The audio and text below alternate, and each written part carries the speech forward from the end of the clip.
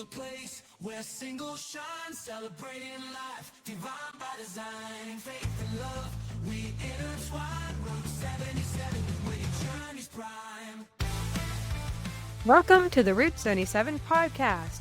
Today we're getting into an important but sometimes tricky topic, boundaries. Last week we talked about red flags, and boundaries fit right in with that conversation. Because let's be honest, most of us could probably do a better job setting, enforcing, and respecting boundaries in our lives. Whether it's in friendships, dating, work, or even church, knowing where to draw the line is essential. And as singles, we often deal with unique challenges when it comes to boundaries, whether it's people expecting us always to be available or us ignoring red flags in the hopes of making something work. So today we're going to talk about what boundaries are, why they matter, and how we can set them in a way that honors God and protects our well-being. Let's get into it. Welcome to the Route 77 podcast. I am your host, Natasha, and I'm here with Monique. Hello. And unfortunately, David is having some technical issues with his house. So he is not able to join us because of just not having access to all of his equipment and things like that. Yeah, So maybe we can hopefully sort it out next week. Yeah, things are happening, and it's causing him a lot of stress because he's got school as well, so he's got to fit that in. And yeah, poor kid. Yes. Yeah. So I think we've been having an interesting day today because it was a snow day. Well, you were off from work and I didn't. Our taekwondo school was closed. Fortunately, I didn't have to breed any cows either. So it was nice to just not have to worry. But I do feel like in my face, yes. Yeah, you can pressure. You can tell that there was a change in the atmosphere because of the snow. Yeah. And and it's going to be sunny, but it's going to be cold for BC.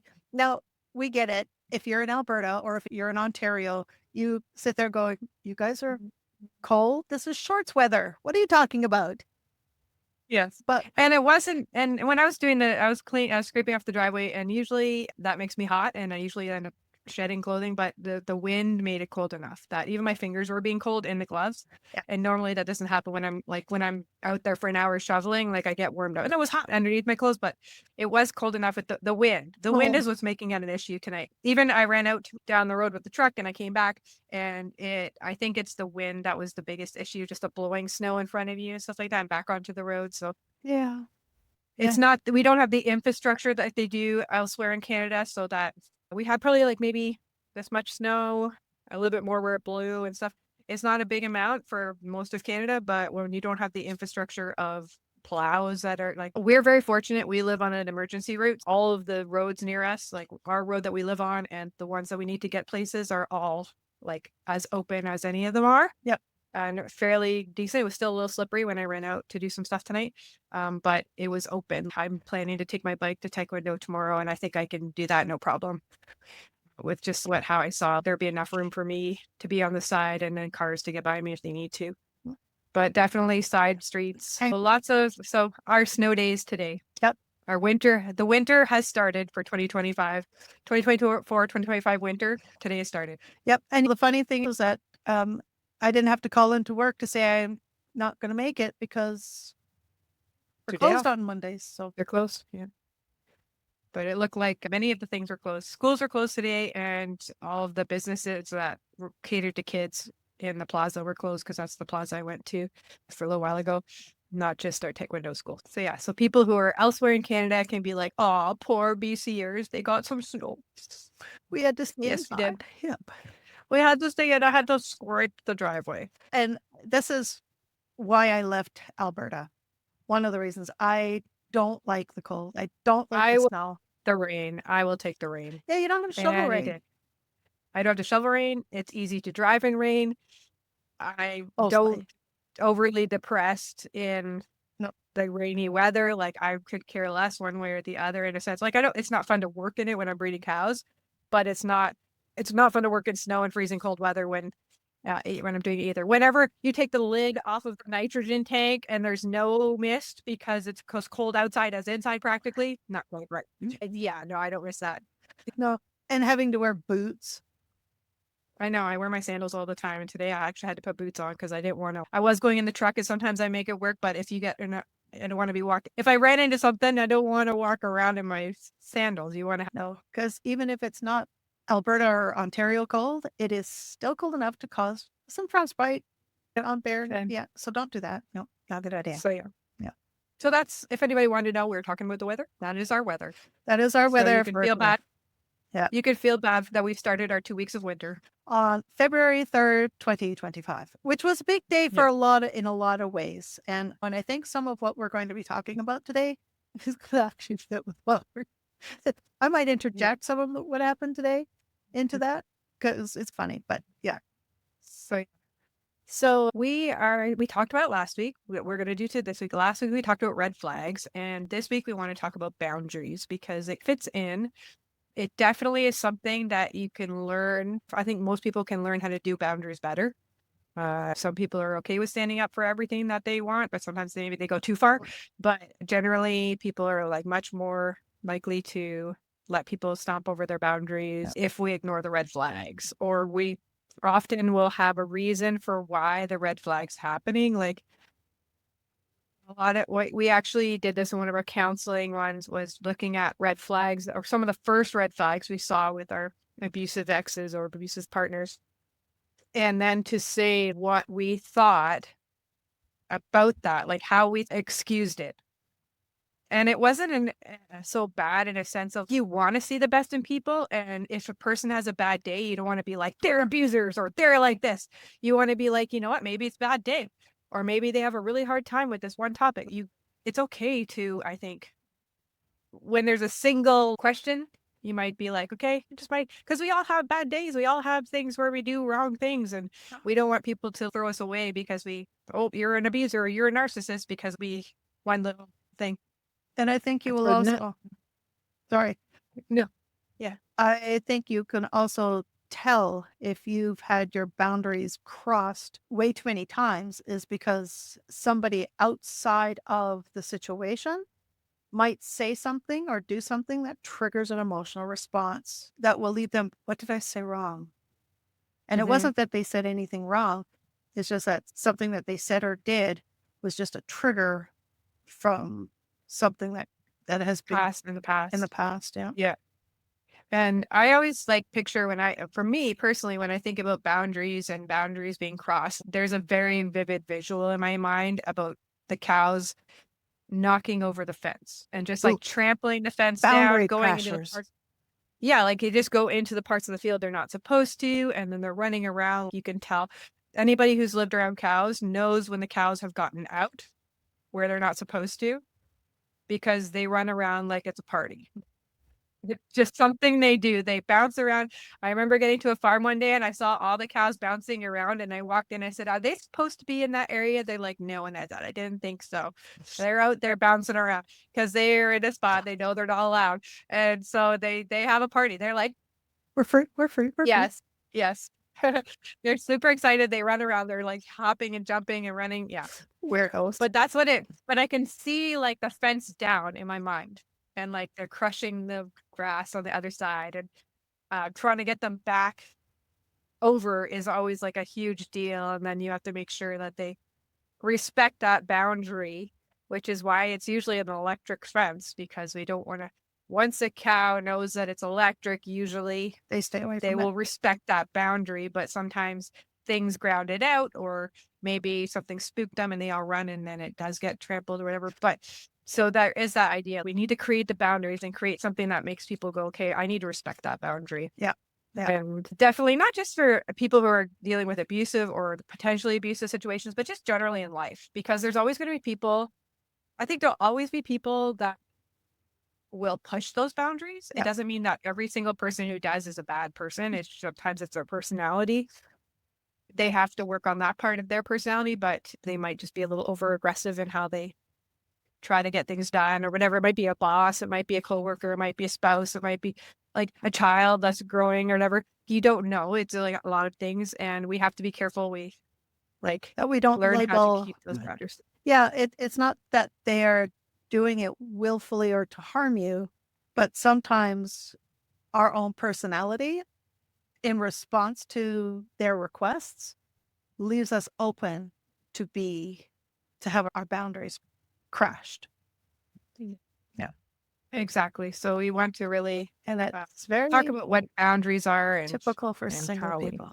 yeah, Because especially because we're really like, sometimes we get desperate about not being single. And so we really throw caution to the wind. We throw away any ideas of red flags because there's like a desperation, and this can be definitely show you what desperation and discontentment and things can do to you. But there's also that aspect where people say they don't have they're single, they don't have kids or a spouse to worry about, so let's ask them because they've got all the time in the world.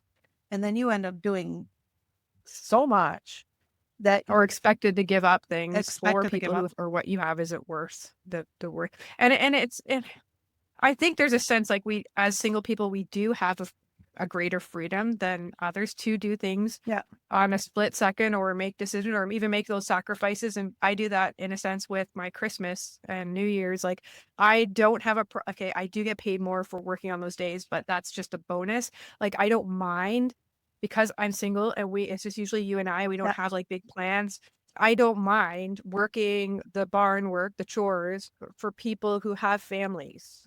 Because, but it shouldn't be an expectation of saying you don't have a family and things around here, so you can do this. Right.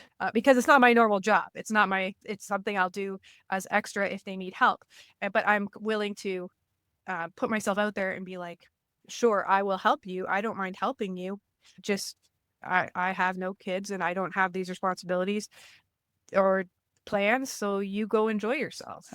But there shouldn't be an expectation of that if it's not your responsibility, it's not in your job description or whatever. I have spots on my glasses. And it's because your eyes keep going to these funky spots, and then you're sitting there going, no, I don't have a wandering eye. It's just my glasses are dirty. There's got to be some stuff that you could put on your glasses so that they don't get all that. Oh, that's really. And then sometimes it just gets caked on. I'm really glad that these are plastic lenses because they don't scratch, but they do get dirty. Yeah, and around that time too, like around Christmas time, the Taekwondo studio is closed as well, so you do have a lot more extra time, and it's not a hardship because it's close by and it's usually just for an hour. But I just know that there's been, not like everybody does this, but there has been times when there's been single people expected to take time off or not take time off, maybe during the summer break because they don't have kids in school. Like the other people have kids in school, so don't take your vacation during a time when parents and kids, but it's still their right to take their vacation days and not be penalized for not having kids or not having the family to do things with, because, or just saying you can work weekends because it's not like you need to spend it with your family. What if you have other things that you want to do on weekends? Like you shouldn't be making forced into it. Yeah. Like you should be treated equally, but as a person, you can say, I don't have kids, I don't have family. So me having Saturday off all the time may not be as big a deal as somebody who has a family and kids to be with. But then at the same time, you're in this position of working every Saturday and you realize that it puts a strain on you being able to do things with people, with friends, with things, because often things are on Saturdays. Yeah. And so it's not like you can just be like, oh yeah, it's like fine, just everything. But the person should be able to, or I think they can even be asked. Yeah. You're like, a person can come and ask you and say, since you're single or you don't have family around, is it possible that you could do this? But you should be able to say yes or no. Right. And not. Yeah. So that's a boundary, I think, that you can set as a single person and be like, I'm willing to do something, but always being able to say yes or no. And if you don't feel like saying no is an option, ask yourself why. Right. Yeah. Like I have to coordinate with one of my coworkers to take a Saturday off. And most of the time it's fine.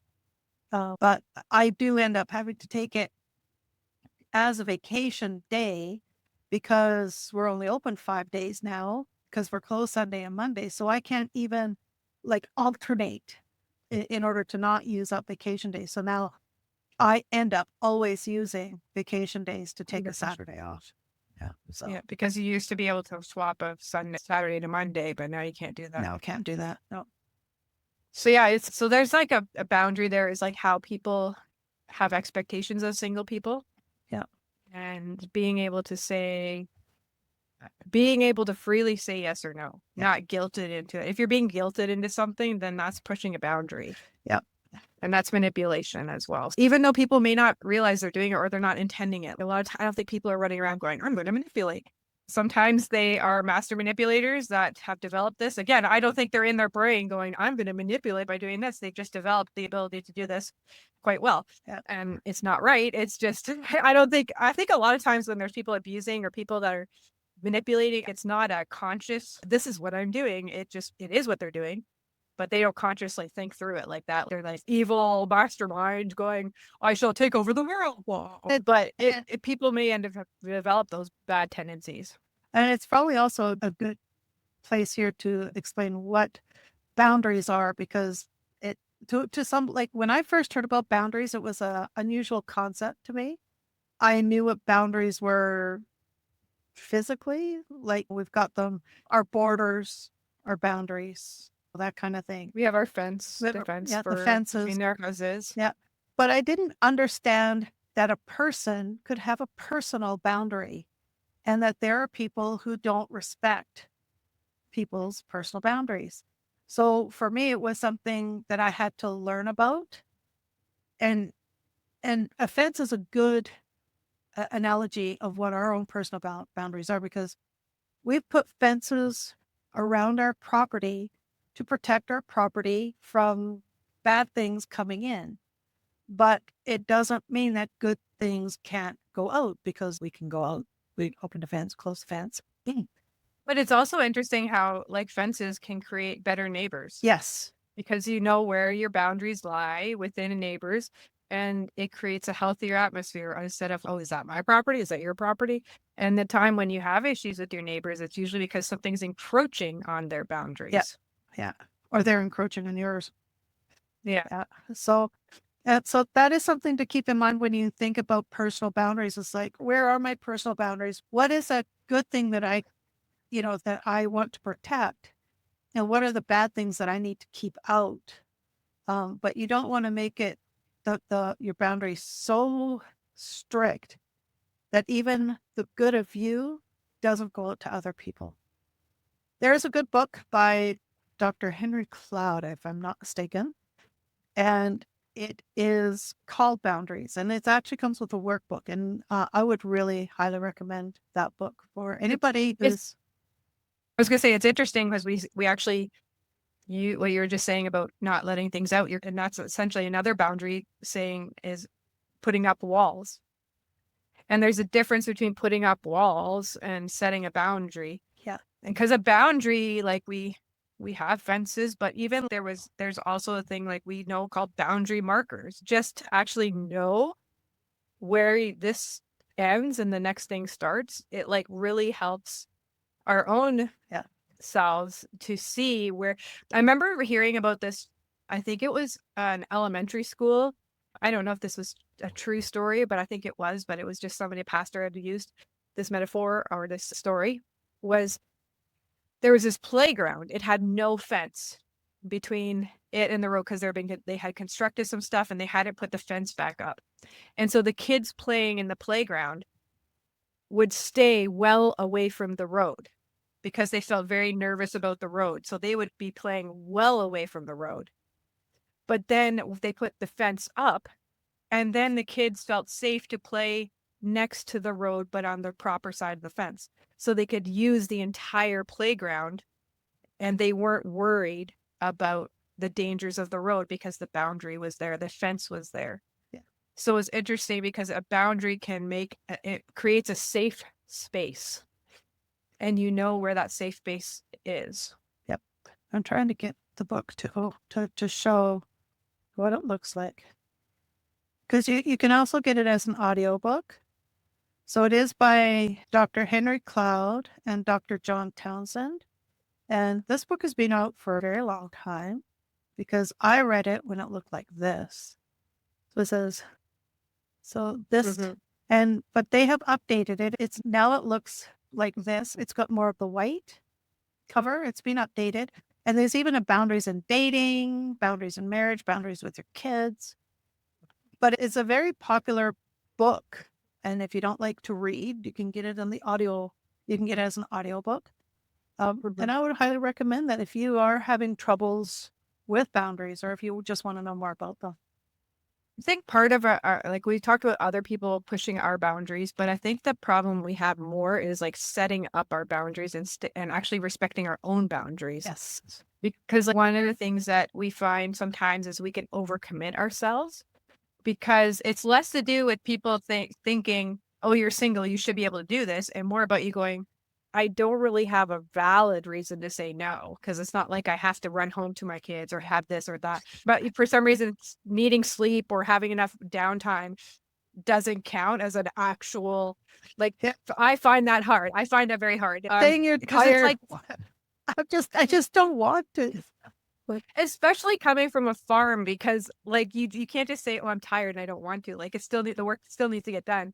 So for me to actually go, I'm just tired, I don't want to, and all it is a person asking, and if I said no, they'd be like, no worries, I'll figure something else out. But you feel like you need to, like, it's like not wanting to do something, and it's not because you're being lazy, it's not because of anything, it's just you're overcommitting yourself already and you're already tired, but there's the only reason is that you're tired. And I find that a very hard thing to say no to. And I think I'm better than I used to be, but I can still put too much on my plate. Yeah. And for me, it's more of the very nice. Boundaries, hero. Very nice. Very nice, pussycat. Get your tail down. Oh, I lost my train of thought. For me, it's guilt. I feel guilty to want to have time for myself. And that tells me that I don't know where my boundaries are and I don't respect my own boundaries. Because you should never feel guilty for saying no to something that that you just no. See, I can say no now. You shouldn't feel guilty for saying no to something that you don't want to do or that you don't feel comfortable doing, or if you're just tired. Thank you, hero. He didn't listen to your boundary. No, a cat is a good example of a boundary crasher. Yeah.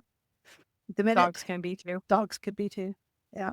They have no boundaries. They want to come into the bathroom with us.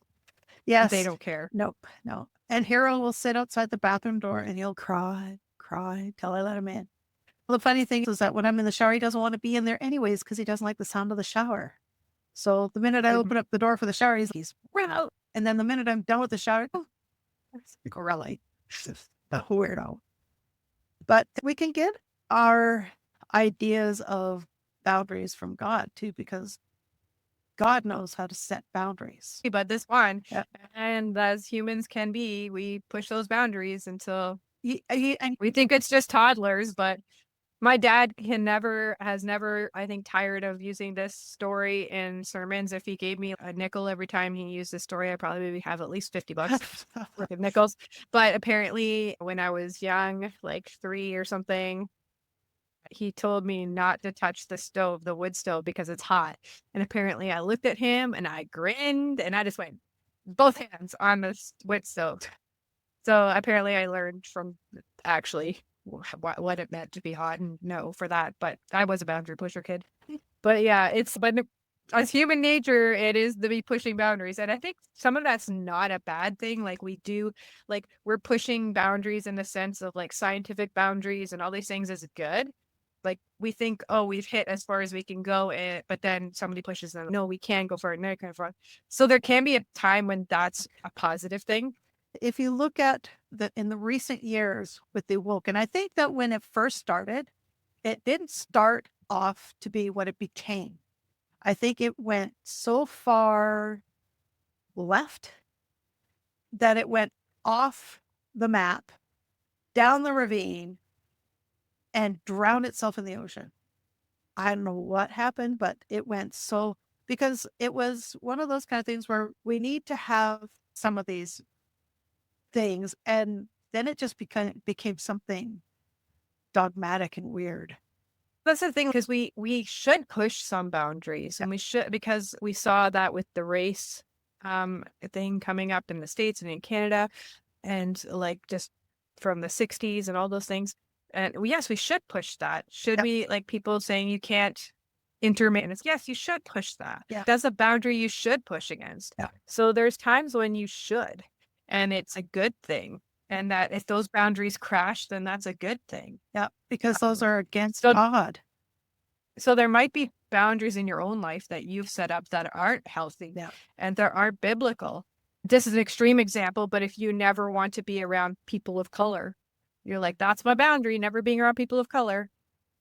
That's a boundary you should be breaking and that you should be pushing away. And you might want to get some other feedback into why you have that feeling. Yeah. Because if you're a Christian believer, you will know that in the beginning, God created man, woman, one woman, who had every single solitary DNA code to create all life, all different tribes and nations and peoples. And it is something that we're all tied to. My dad went and had the genealogy done of our side of the family. And I'm Armenian in my background. Do I look Armenian? I don't think so. But it explains why we have a bit of an anemia issue that is tied to sickle cell anemia, because I have some of that in my background. It's hundreds of years down, but it's from my grandmother's side of the family. And they've had other people where they've done their DNA and they've become surprised at which nationalities are in their DNA that they never knew, but they were always racist against them. So really, if you're racist against yourself more than you're racist against the people groups that you seem to. But those are just like some boundaries that we can have that are unhealthy. Yeah. And in this day and age, there's still racism. I'm not going to say that there isn't. There definitely is. And there can be stuff going on in the culture even now. But I think the bigger one, especially within the Christian culture, is the fact that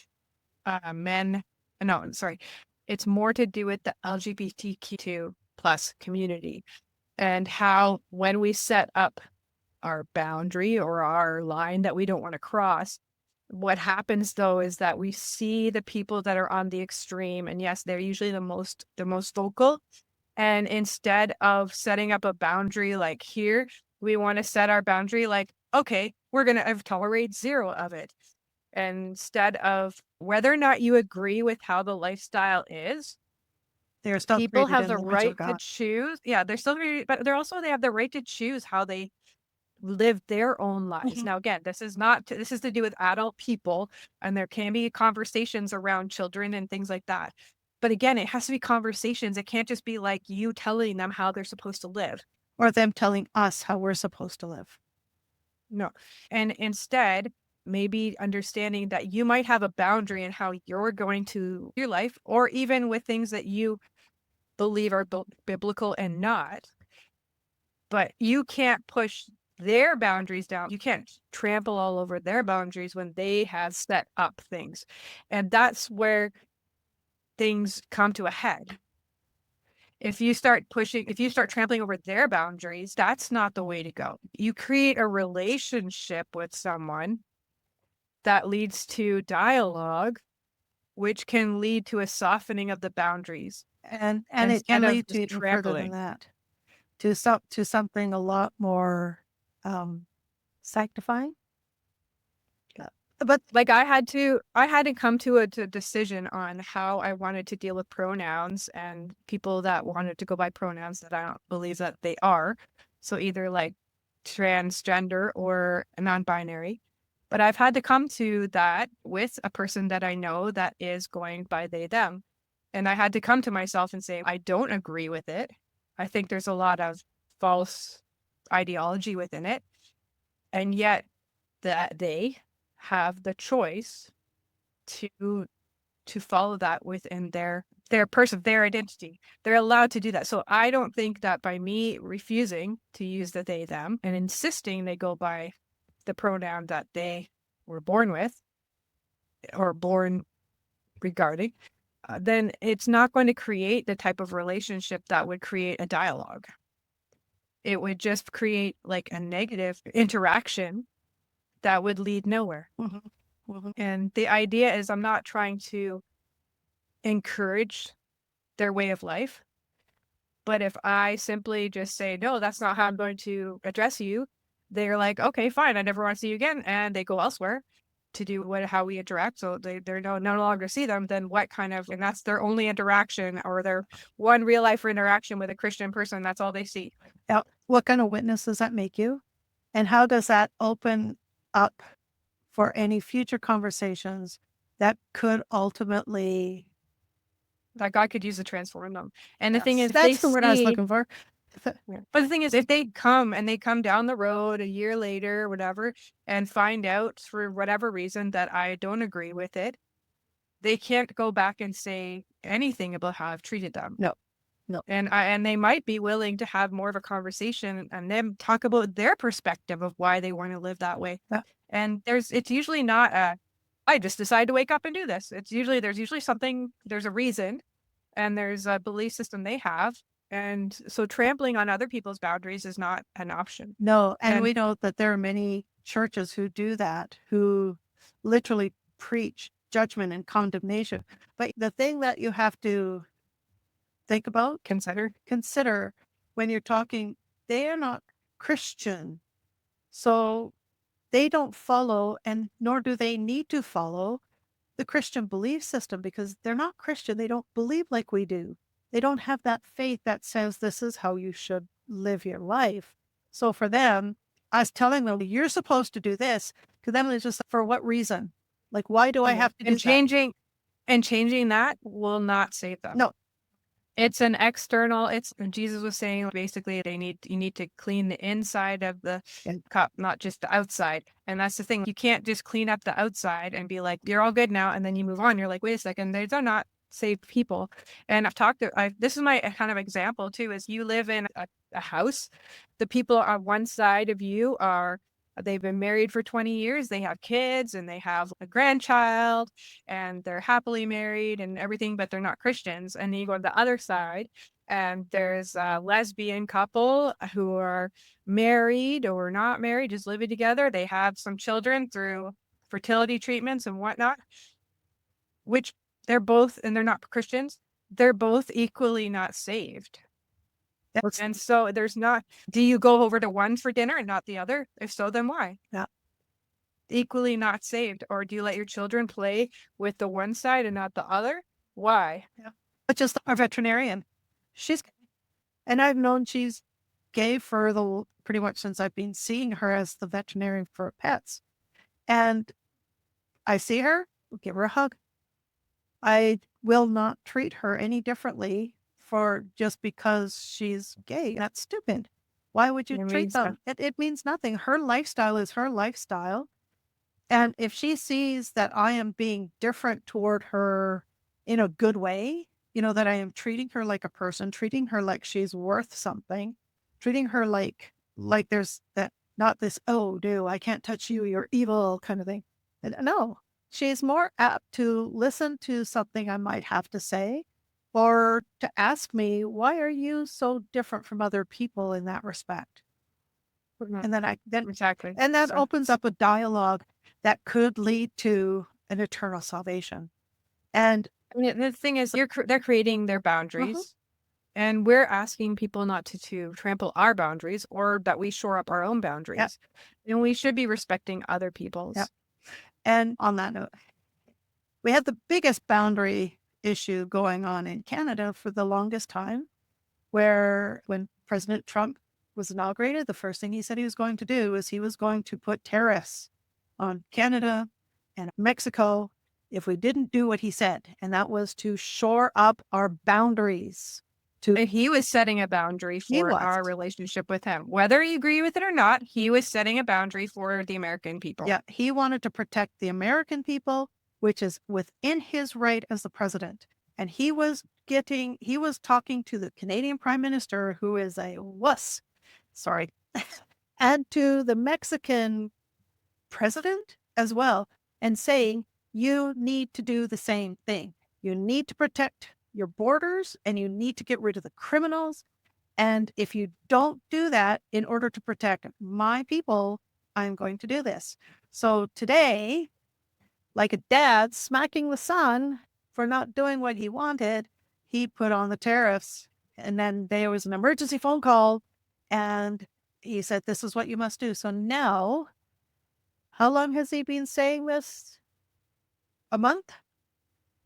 He's been Oh saying my for God. a month. It's if you're a parent and you have a teenager and it takes you a month for your child to suddenly to decide to listen to what you have to say to clean up his room, how angry are you going to be at your child if he doesn't do it? And that's just me. But at the same time, he's making a line in the sand, and we're not his children. No, We're a not us. trade partner. Not us. No, but I'm just saying, Yeah. we're not beholden to him. We're our own country. We're separate. But I think you have to work with your neighbors. And his thing was immigration and drugs. Those are all the two things. And I don't think when you think about things that those are bad things to want to But what did Trudeau? like. What did Trudeau? Oh no, he's going to put tariffs. We're going to tariff him back. He just wanted you to do the borders and the drugs. What's all this other stuff you're talking about? So now today he had the conversation. Trump told him what he wanted him to do. And he said, this is what we're going to do. And now we've got a 30-day reprieve to see if this prime minister will do what he said he was going to do, which is do the borders against immigration and get rid of the drugs. From that are coming from our side. Yep. And I think that'd be less of work to do than from the Mexican side. Yeah, I think so too. Yeah. Because Alberta has already started. And Saskatchewan, I believe, has already started as well. Although we do have a big border. We do. But still, it's just I don't think that, but people like want to say Trump this, Trump that. And whether you agree with it or not, he was setting a boundary for their own country based on the platform that he ran with, which is protecting the American people. But you could, Right? but you can tell people's attitudes when it comes to boundaries by their attitude toward what he was saying. Yeah. And I think it's within our prime minister's right to push back in whichever way he sees fit, whether it's right or not. It's his job to push the back if he thinks that they're like that the American one is pushing into our boundary or whatever. But there's nothing wrong with coming together and trying to figure out a healthy boundary between the two countries.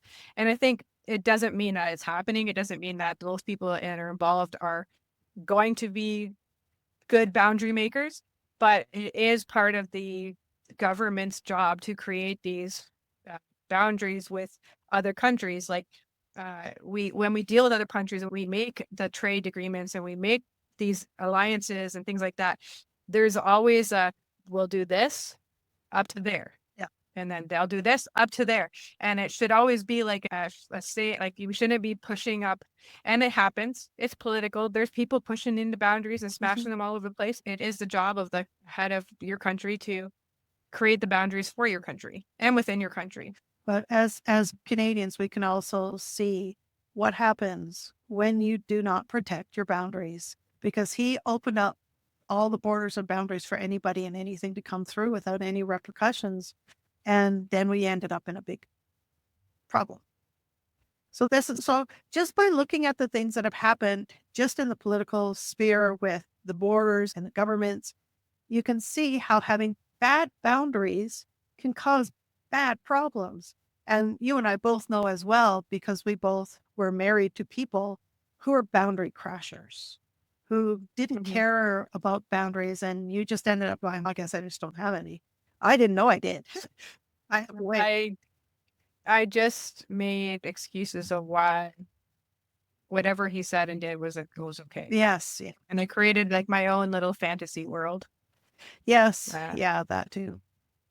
But now that I'm like out of that, it doesn't mean that I should set up the walls in the sense of keeping people out and no one allowed in. And it just means that I think it's good to be cautious, especially when you've been crashed many times and you are very new or a beginner level of creating boundaries. Then don't just let people push and push.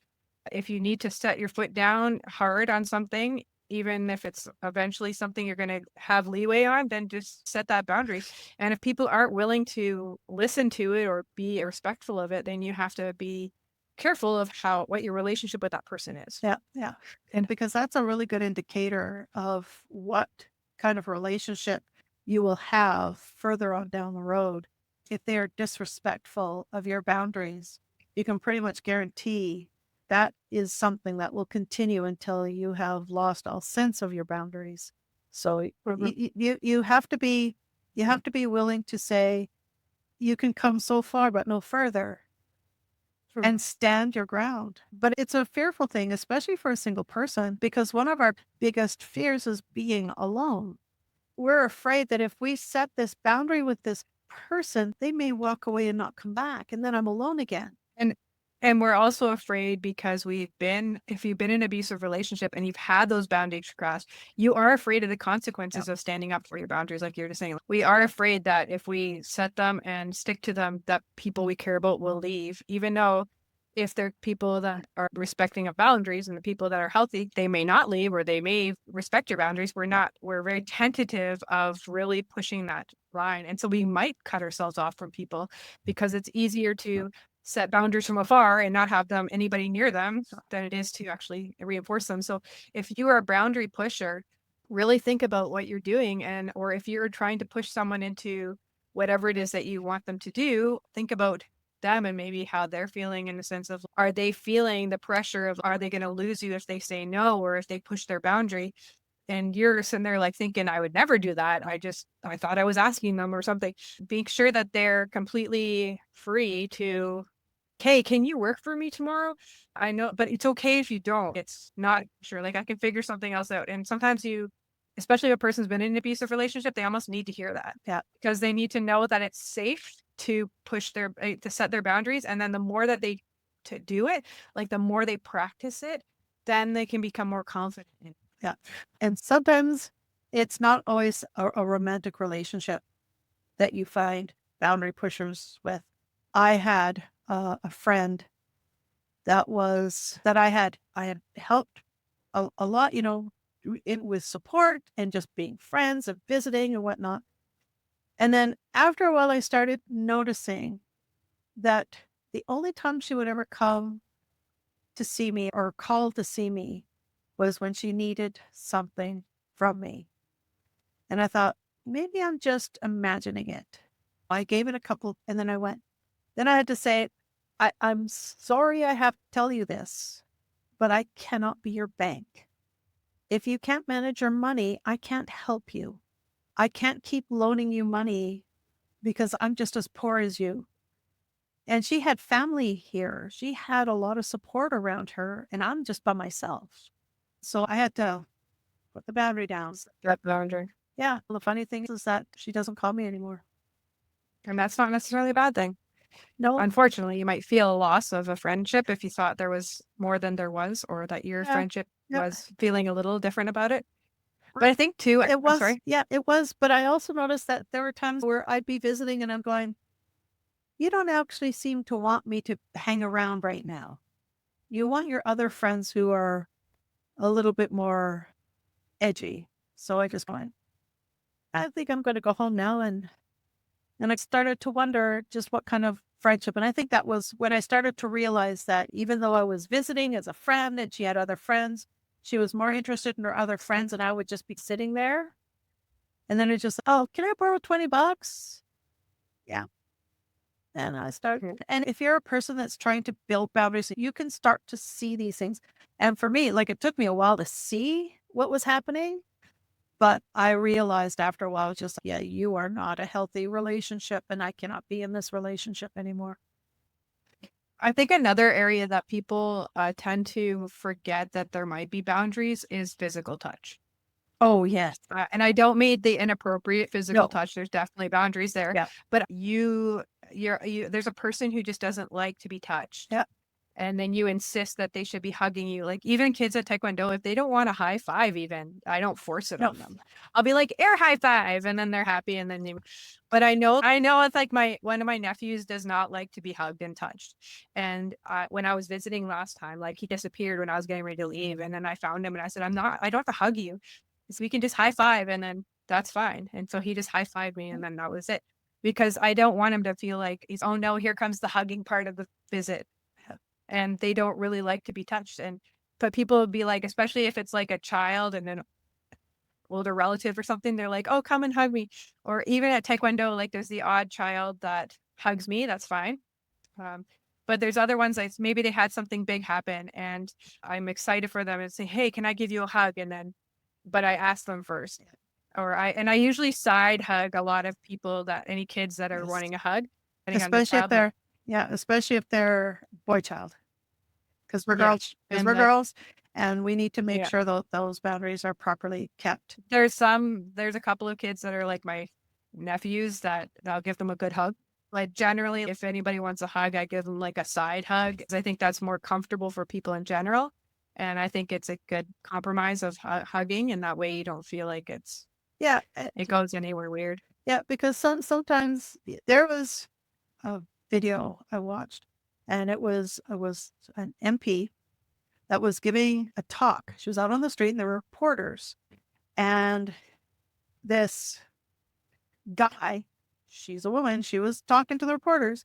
We don't know what was going on with him, but he all of a sudden decided to inject himself into her interview and was hands on, like he put his hands on her, not inappropriate, but chummy kind of thing. And there is totally inappropriate. She didn't do anything about it. She just let it go because the guy's a fool and whatever. Sometimes you just like whatever, but you can tell the person's not. You could totally tell she was not comfortable, and it was on live TV. So there was a lot of comments about people saying this is inappropriate behavior. Number one, she was doing an interview. You don't do that. That is rude. You do not interrupt a person when they're in that kind of a situation. And two, she's from the opposition and he was from the other side. You don't do that to your government officials. You don't do that either. Well, even I know like we teach self-defense in Taekwondo and we teach levels of self-defense. And so there's the one that's designed to just get out of the situation and not hurt the person. And that we always tell them is things like we have a headlock or bear hug and stuff. And you might have that friend that just doesn't take no for an answer. You used to ask them to stop. You don't like when they headlock you or whatever.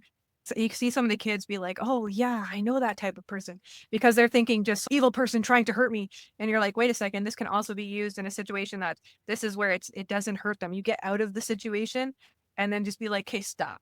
Exactly. And they haven't listened. So but you can see kids thinking, man, that does happen. Or I know a person like that, or like that they actually come across that, because there are people who are a little more physical touch inclined. And that might be essentially the way that that's their love language. So their love language might just be joking around with somebody because they're your friend and you're not trying to love them like it's romantic love, but you're just like, hey, and you punch them and give them a nuggie or whatever. And the other person is a person that doesn't like touch. Yeah. And they find it very off-putting, and their boundary is hard to set because maybe they said no, but we have a tendency we have the Me Too movement and stuff, which I think is great, like where you want to be like, don't touch people inappropriately, but we forget that there's boundary pushing. If people really, if people didn't say anything, okay, like you're like, whatever, this person likes to hug and you just get over with it.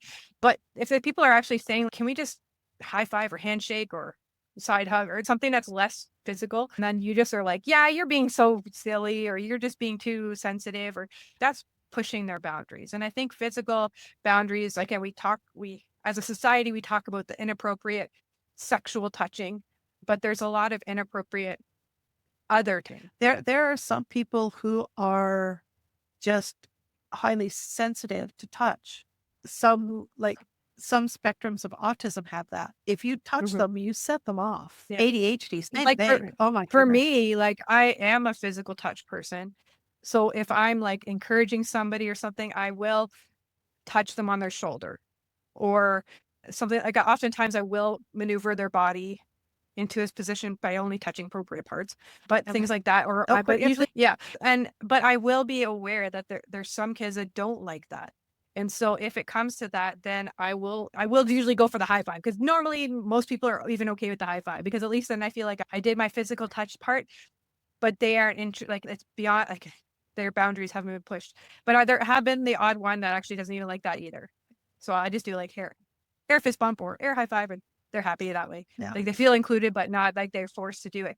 But it's just interesting because it is my natural way to be like, oh, it's okay, you can do it, and just touch their shoulder or push on their back to move in a direction or something like that. Not inappropriate.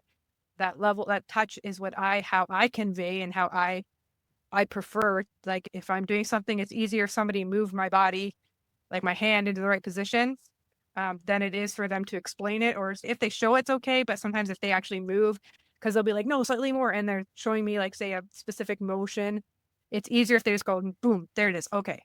And I don't mind that. There are people who are like, and I think the general population is okay with those little things, but there are, like you said, there's some people that is too much for them. Yeah. They can't deal with it. Okay. And you have to be able to see and understand that there are those boundaries, especially when you have a person with such as autism and stuff. Like a lot of excess noise might be difficult for them, or just too many people and too much stimulation of whatever it is. Yeah. So touch can be highly stimulating for them, even in small amounts. Like So you and I kind of have learn. you and I have that because we're around people so much during the day that when it comes to the weekend, we've got to our own separate corners. Yeah. We just want, and I love people. I love my nieces and nephews. I Yeah. love the kids at Taekwondo, but I just need some people time. Yeah, exactly. So when we're making our boundaries, I think we have to understand if they're healthy or not, or if there's something that's worth pushing back against. Is it worth me pushing back against a person who wants a hug as an adult person and they're a huggy person? I don't mind giving hugs, but I give them at certain times. I don't just meet somebody and hug them. But I know there are other people who like that. So I just deal with it. And I don't say, please don't hug me. I'm not a random hugger. But I choose to say that's not something I'm not gonna like. Yeah. Because it's meeting, it's a compromising, more or less. But I'm not throwing it away. No. And I have, like, when I go to church, there are certain people that I have hugged throughout my whole entire church community life. But I noticed that COVID changed a lot of that because we weren't allowed to touch people. We had to stay away from people. We had to give that great big bubble up. But yeah. And I think that changed a little bit of my sense of with hugs because It seems to be like awareness of where people are now. yeah, I'm a lot more comfortable and a lot more weary of who is and who isn't comfortable with giving a hug. And those type of things are good. I think it's okay at some points to compromise, not really compromising your boundaries as in giving them up, but you fluctuate them a little bit. You let it bend a little bit because of the situation and you're dealing with a person who may, but usually when you're a grown person, you can make those decisions on which is an appropriate time and which is not. But if you're just like constantly just giving way, but you need to set your boundaries as biblical boundaries as well. And I think we've talked about how you can disagree with a person, how they live, because but you shouldn't like smash all over their boundaries. And so I think it's like about setting your boundaries in love. There's going to be boundaries on how you want to live and how you're willing to live. But then there's going to be other boundaries. You got to make sure that, I think if people start to make comments about something that you're maybe setting as a boundary, then maybe ask yourself, is it like a healthy boundary? Is it biblical? Is it something that should be there? Then you can look at yourself and try to like actually, I don't know, be introspective and see if it's something. And if it's something, you come back and say, no, this is a healthy boundary. And this person's saying that this is not good. It's not right. No. But I think there's nothing wrong with questioning your boundaries, because if anything is good, it can stand up to Criticism. scrutiny. Yeah, criticism, scrutiny, all those things.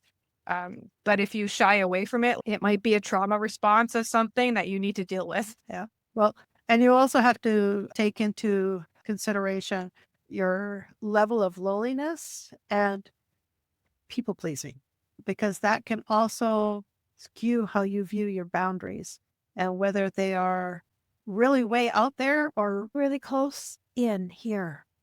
I don't need boundaries. That's very loose. Yeah. They're very limited boundaries, just like nothing will get by. Yep. So it's a tricky. It's not like an easy thing to be like, boom, like putting up a fence in your backyard. You know exactly where the boundary is. You put up the fence and you deal with what may come from that. But it's just like the boundaries that we have may be different distances from ourselves and may have different bendability. Yeah. Because I think that dealing with people, you have to be somewhat bendable as a person. But again, is it people pleasing in the negative way? It's nothing wrong, I think, with trying to help to please people in a sense, to do something that's pleasing. To good things for people. That's always a But it should be, but when we say things like being a people pleaser, it has more to do with motivation. Yeah. Like you're worried about them not liking you, you're worried about the consequence. Like it's Yeah. less to do with being loving and trying to maybe be sacrificial of yourself, show love. and it's got a lot And more. It's instead, fear-based. it's the right, Yeah. it's the right thing for the wrong reason. Yeah.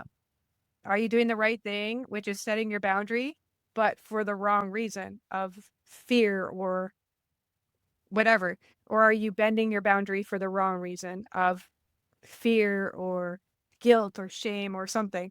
So if you're keeping your boundary and you look at it, this is a good boundary, and I know it is a good thing for me to keep it for the right reason. It's not for it's not for the wrong reasons. It always comes back to Adventures in Odyssey, like everything does. Yeah. Yeah.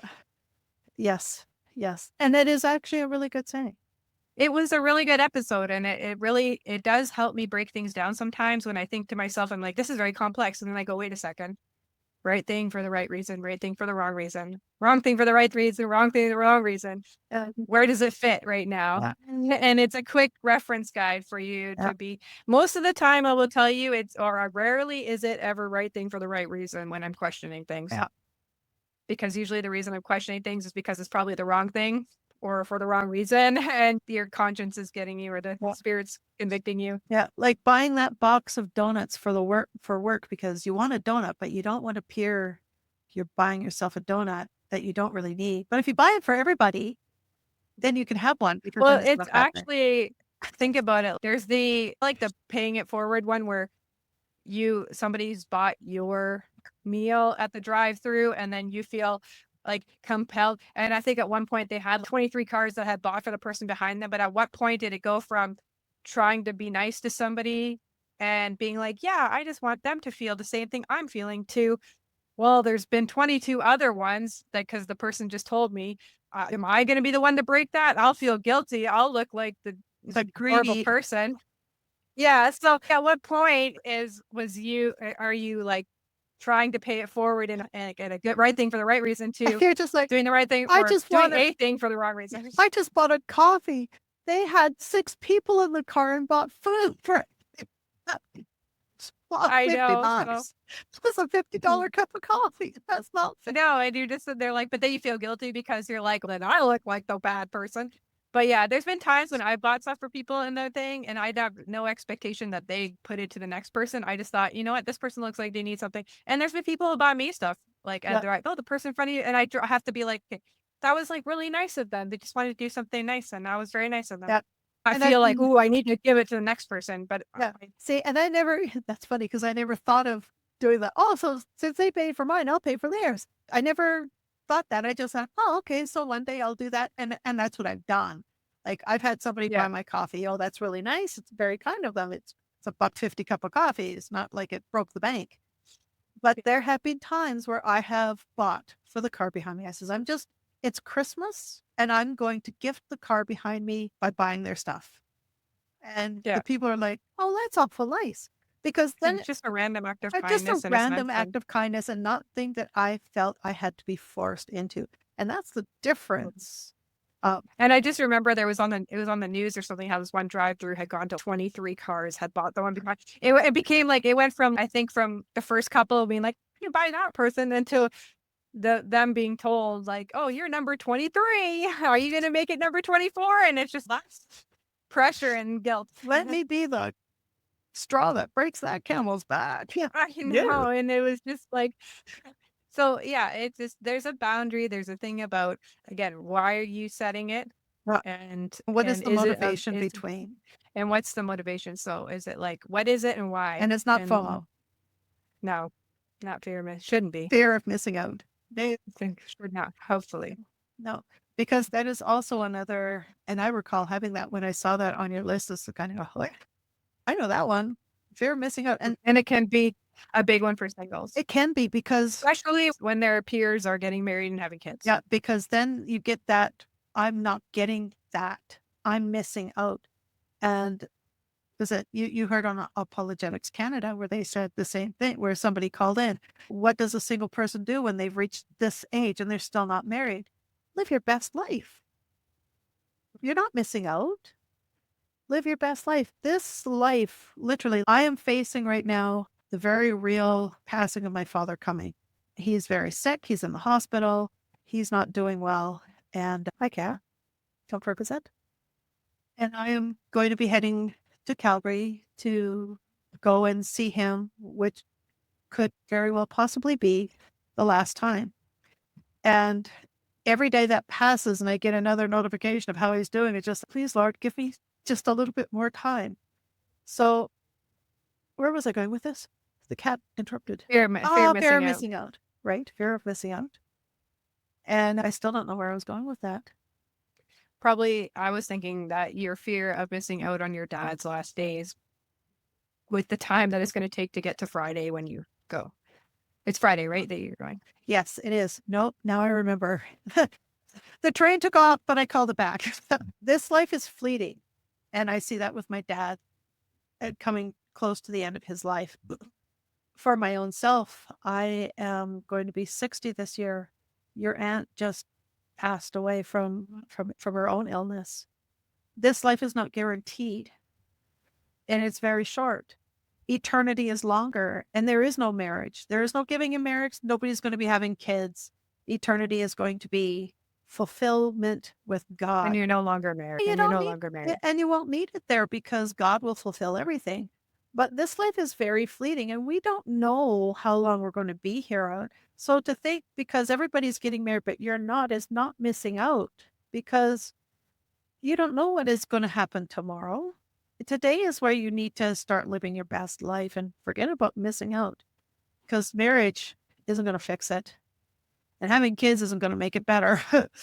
Many people who have forced that road can attest that maybe I should have rethought that before I stepped into this mess that I've made of my life.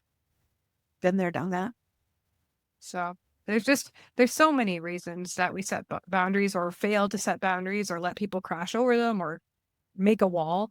But yeah, we have to look for what is positive, what is biblical, what is faithful, and when to stand up, when to bend a little. I think the in love and for the right reason, not and for the right. So doing the thing for the right reason. But yeah, it's just pray about it. Ask your family and friends. I'm sure there's people that can tell you some of your failings that are close to you that you're willing to listen to, where you might need to shore up those boundaries or place some that have never existed, or just be able to be able to live your life, or maybe ask the other people if there's boundaries that you're pushing or things that they would prefer that you respected that you're not. And we have a Because we might be surprised. You might be. And we have a God who showed us perfect boundaries when he walked on this earth. Because the Pharisees kept trying to push his boundaries and he didn't have anything, he wouldn't have any part of it. And even when the crowds pressed in on him, he still backed away and went off to himself in order to pray and be with the Father. He knew his boundaries and he knew where to stop and he knew where to have them. And he would not let people crash his boundaries. And he also didn't let people talk him out of the reason why he was there when, get behind me, Satan. Yeah. When he said, just don't go die. He said, that was my purpose. He's like setting that boundary. There must This be is not how we. There must be a book. How can I learn boundaries by the example of Jesus? Read the Bible. He'll tell you. Yes. There are lots of boundaries in there. Yeah. But yeah. Hopefully this episode helped you to understand boundaries a little bit better. Maybe look at your own life, see if there's some that need to be made, shored up or whatnot. Yeah. And see how you're treating other people if you're respecting their boundaries. Yeah. So And- hopefully you've listened to our podcast. Yeah. So that's your boundary, is actually listening to that. And don't be Maybe. and just one other note. If you fear that your boundaries are not where they should be, there is no shame in going and finding somebody to help you understand and put boundaries in place. Counseling is very good. Counseling is very Counseling is good. good. Counseling is very Yes. good. And books. Yeah. And books. Books can be good. Books too. are good. But yeah. So I had an idea. Next week's topic, I wanted to be on the concept of bittersweet. We can have a conversation about that. We'll leave you that's be teaser and look at the word bittersweet and what that means and what it can look like in your own life. Interesting. So hopefully that you will meet us all here next time. Yes. And I just want to read one thing that you wrote here from Proverbs because I thought it was really good. And let's see if I can find it. Proverbs 4:23, guard your heart, for it is the wellspring of life. And on that note, we'll see you all here next time. Bye for now. Thank you for listening to this episode of the Route 77 podcast. Boundaries aren't about shutting people out. They're about making sure we can live in healthy, God-honoring relationships. And when we don't have them, we either get taken advantage of or burn ourselves out trying to please everyone. If today's episode has made you think about where you need stronger boundaries, take some time to pray about it, reflect on it, and maybe even ask someone you trust for feedback. Are you setting good boundaries? Are you respecting others' boundaries? These are important questions to ask. And if you're struggling to figure it out, that's okay. Learning to set and maintain boundaries is a process. There is no shame in seeking wisdom from books, mentors, or even counseling. That's it for today. Thanks for joining us, and remember to live your single life to its fullest.